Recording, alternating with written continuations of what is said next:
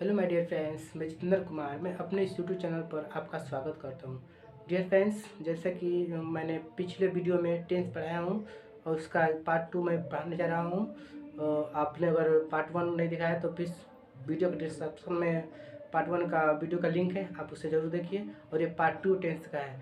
मैंने कल टेंस के प्रेजेंट इंडेफिनिट का पहचान तक बताया था कि उसके वाक्यों को कैसे बनाया जाता है, स्ट्रक्चर भी समझाया था कि। और एक भी बात उसमें होता था कि भर का पहला रूप किस में लगेगा और भर का पांचवा रूप कहाँ लगेगा, कहाँ एस लगेगा और कहाँ ई एस लगेगा।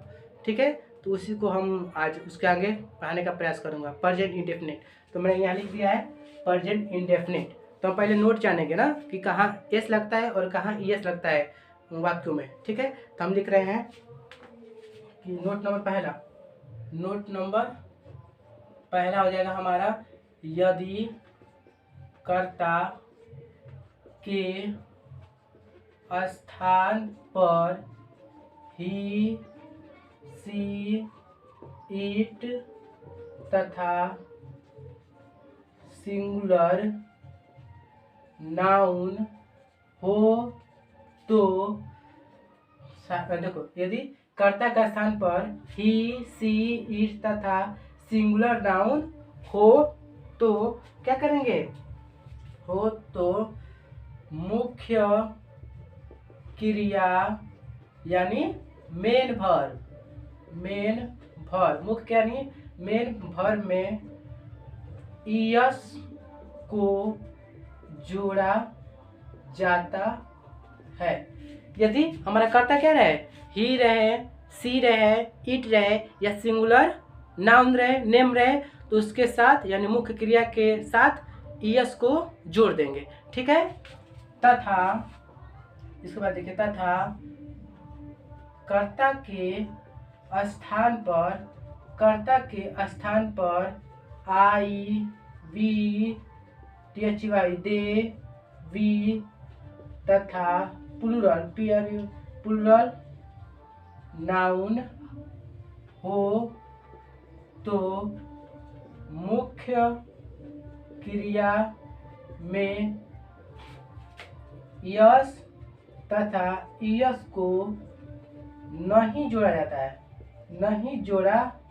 जाता है। यहाँ पे यस भी जुड़ जाएगा और यस भी जुड़ जाएगा। ठीक है, लेकिन यदि कर्ता में क्या हो, यदि कर्ता के स्थान में क्या हो, आई हो, वी हो, दे हो, यू हो तथा प्लूरल नाउन हो, तो उसमें यानी मेन वर्ब में यानी मुख्य क्रिया में यस तथा यस का नहीं हम कभी जोड़ेंगे उसको। ठीक है, तो आइए हम ट्रेडिशन के माध्यम से देखते हैं कि किसमें यस जुड़ रहा है और किसमें यस जोड़ रहा है। एक हम नोट वेब से आपको समझा दिए साफ साफ कि अगर कर्ता क्या रहे, ही रहे, सी रहे, इट रहे तथा सिंगुलर नाउन रहे तो मुख्य क्रिया में यस तथा यस जुड़ेगा। यदि कर्ता का स्थान पर आई रहे, वी रहे, दे रहे, वी रहे तथा प्लूरल नाउन रहे तो मुख्य क्रिया में यस अथवा यस नहीं जुड़ेगा।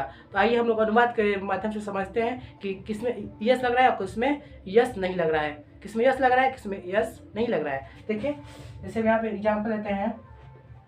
एग्जाम्पल जैसे कि वह पढ़ता है, वह क्या कर रहा है, पढ़ता है। वह कौन सा काम कर रहा है, पढ़ने का काम कर रहा है। ठीक है, तो क्या आएगा, ही रीड। पहले हम सिंपल लिखेंगे, ही रीड। अब देखेंगे कर्ता क्या है, कर्ता क्या है, ही है कि सी है कि इट है तक कि सिंगुलर आएगा कि प्लूरल है। देखिए, ही क्या है, सिंगुलर है, यानी वो पढ़ता है तो क्या लग जाएगा, इसमें एस लग जाएगा, यानी क्या आएगा, ही रीड्स हो जाएगा।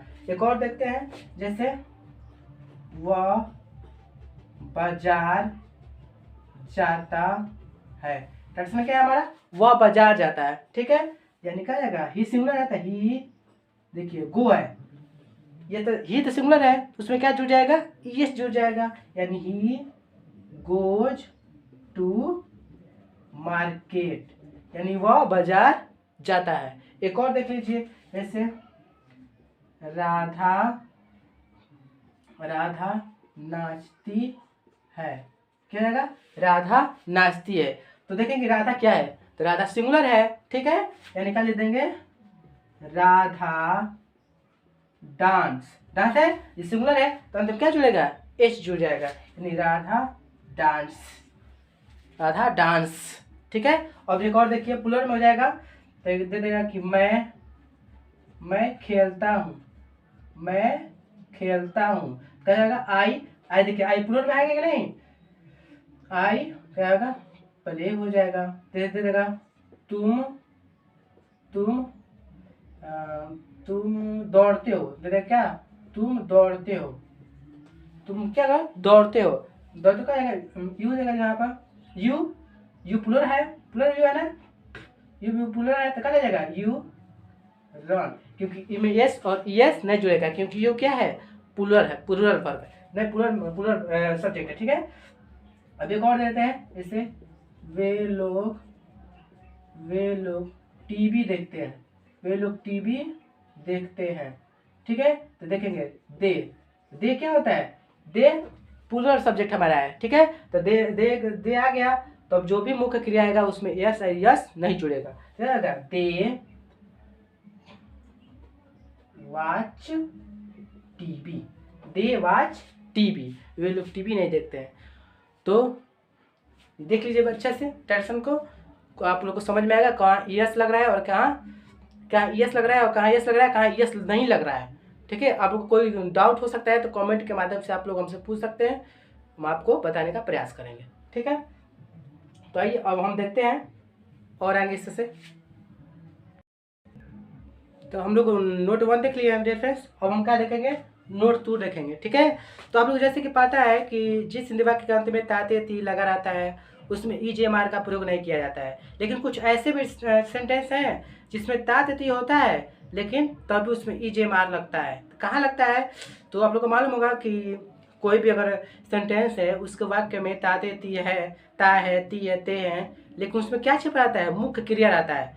मुख्य क्रिया रहता है जैसे कोई काम आ जाए, मुख्य क्रिया माने क्या, जिसमें ना आ जाए दौड़ना, पीना, खाना, हंसना, सोना, दौड़ना, लिखना, पढ़ना, ये सब क्या है मुख्य क्रिया है। अगर ये सब रहेगा, मुख्य क्रिया रहेगा वाक्य में और अंत में ताते ती रहेगा तो क्या हो जाएगा उसमें ईजेएमआर वाज वेयर, किसी माने समझिए किसी भी सहायक क्रिया का प्रयोग नहीं होगा। और जिसमें मेन वर्ब यानी सहायक, जिसमें मेन वर्ब यानी मुख्य क्रिया नहीं रहेगा उसमें ईजेएमआर का प्रयोग डायरेक्टली होगा। तो आइए हम देखते हैं नोट 2 में। ठीक है, दे रहा है कि नोट 2 दे रहा है कि यदि दिए गए वाक्य के अंत में ता है, ती है, ते है लगा हो परंतु मुख्य क्रिया का प्रयोग नहीं किया गया हो तो ता, ते, ती होने के बाद भी ऐसे वाक्यों को प्रेजेंट इंडेफिनिट टेंस के अंतर्गत नहीं रखते हैं।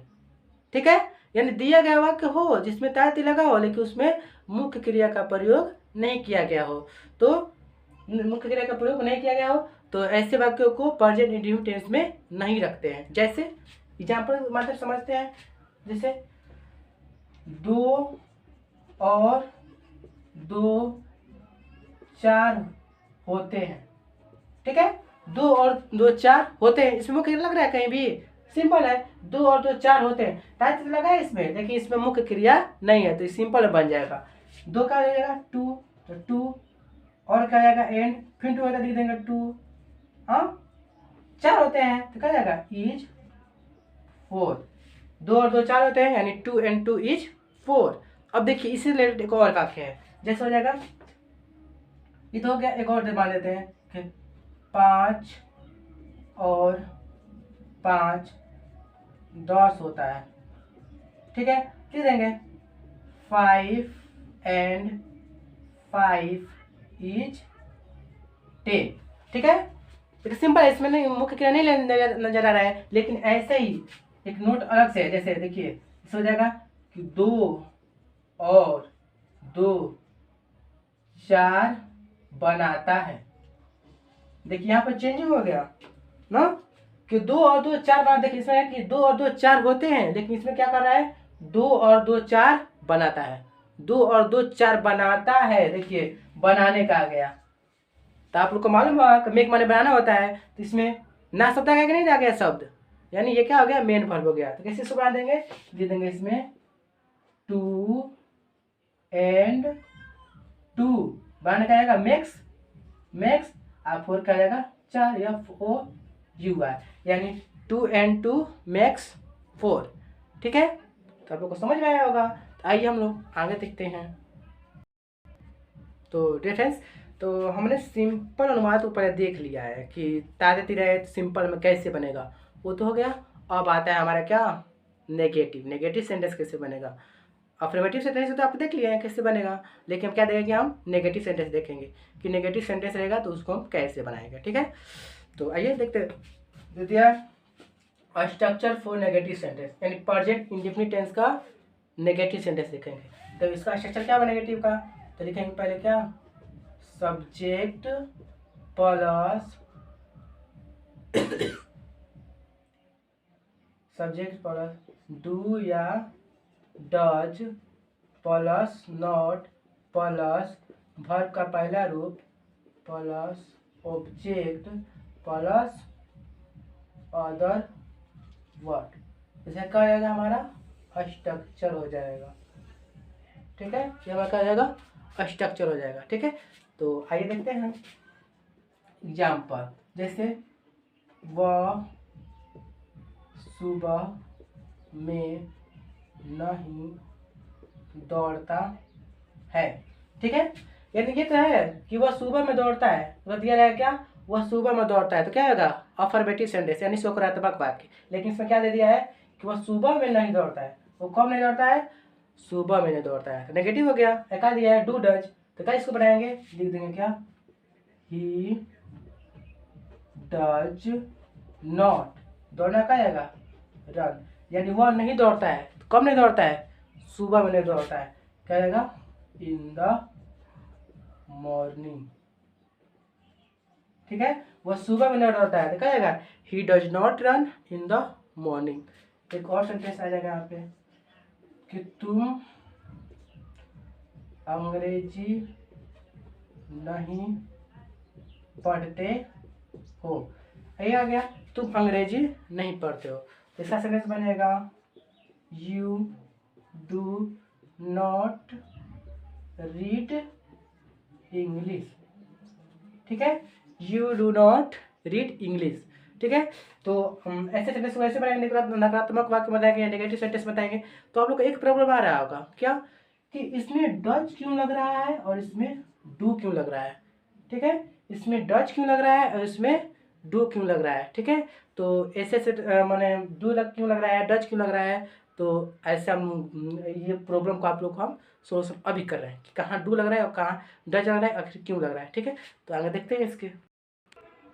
तो डियर फ्रेंड्स, तो आगे देख लेते हैं कि ये डू है, डज लग गया ना, देख नोट होता है, एक नोट यहाँ लिख देते हैं कि जब कभी भी वाक्य में डू अथवा डज का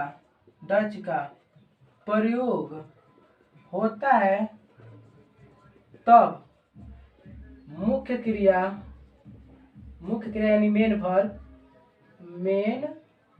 वर्ब के हमेशा पहले रूप को लिखा जाता है, हमेशा पहले रूप को लिखा जाता है, पहले रूप को लिखा जाता है। यानी वाक्य में जब भी डू अथवा डज का प्रयोग कर दिया मुख्य क्रिया सहायक क्रिया के रूप में, तो उसमें मुख्य क्रिया का हमेशा क्या लिखेंगे, पहले रूप को लिखेंगे। ठीक है, तो एक आपको बताना है अभी कि डू कहाँ रहेगा और डज क्यों रहेगा, किस किस स्थिति में रहेगा, तो भी हम जान लेते हैं। ठीक है, ये नोट नंबर पहला हो गया। आई नोट नंबर 2 देखते हैं। ठीक है, यानी लिखेंगे यदि कर्ता ही हो, सी हो, इट हो तथा किसी का सिंगुलर नेम हो, यानी क्या हो, यदि कर्ता ही हो, सी हो, इट हो तथा सिंगुलर नेम हो, तो सहायक क्रिया यानी हेल्पिंग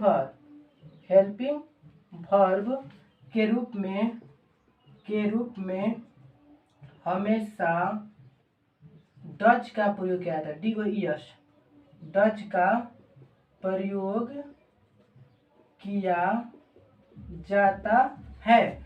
मालूम है आपको, यदि कर्ता क्या रहे, ही रहे, सी रहे, इट रहे तथा किसी का सिंगुलर नेम रहे, तो उसके साथ सहायक क्रिया के रूप में हमेशा डज का प्रयोग होगा। और नोट नंबर 3 देखते हैं कि यदि कर्ता क्या हो जाए, आई हो जाए, वी हो जाए, दे हो जाए, यू हो जाए तथा किसी का प्लूरल नेम हो जाए यानी नाउन नेम हो तो सहायक क्रिया यानी हेल्पिंग वर्ब सहायक क्रिया के रूप में हमेशा डू का प्रयोग किया जाएगा। डू का प्रयोग किया जाता है। अगर समझ में आपको, यानी क्या रहे, कर्ता का स्थान पर आई रहे, वी रहे, दे रहे, यू रहे तथा प्लूरल नेम रहे तो सहायक क्रिया के रूप में हमेशा किसका प्रयोग होगा? डू का प्रयोग होगा। एक बार और रिफ्रेश कर रहे हैं। नोट 1 में हमने ये बताया है यदि किसी भी वाक्य में डू अथवा डज का प्रयोग हो गया तो उसमें मुख्य क्रिया का हमेशा पहले रूप में लिखा जाता है। नोट नंबर 2 हमने समझाया है कि यदि कर्ता का स्थान पर ही, सी, इट तथा किसी का सिंगुलर नेम रहे तो उसके साथ हमेशा सहायक क्रिया के रूप में डज का प्रयोग होगा। यदि नोट नंबर 3 में बताए हैं कि यदि कर्ता का स्थान पर आई हो, वी हो, दे हो, यू हो तथा किसी का प्लूरल नेम हो तो उसके साथ सहायक क्रिया के रूप में हमेशा किसका प्रयोग होगा? तो डू का प्रयोग होगा। ठीक है, उम्मीद करते हैं कि आप लोग को इसमें समझ में आया होगा। इसमें नेगेटिव सेंटेंस कैसे बन रहा है, इसका नोट क्या है, नोट में डू कहाँ लगेगा, डज कहाँ लगेगा, ये आप लोग को बहुत अच्छे से समझ में आया होगा, ये हम उम्मीद करते हैं। तो आज का वीडियो हमारा यहीं तक समाप्त होगा और कल इसका पार्ट 3 हम लेकर बहुत जल्द आएंगे। Thanks for my watching video. और हमारा वीडियो अच्छा लगे तो प्लीज़ अपने दोस्तों में शेयर कीजिए, लाइक कमेंट सब्सक्राइब जरूर कीजिए और वीडियो कैसा लगा ये आप हमें कमेंट के माध्यम से बताएं। Thanks for my watching video. जय हिंद।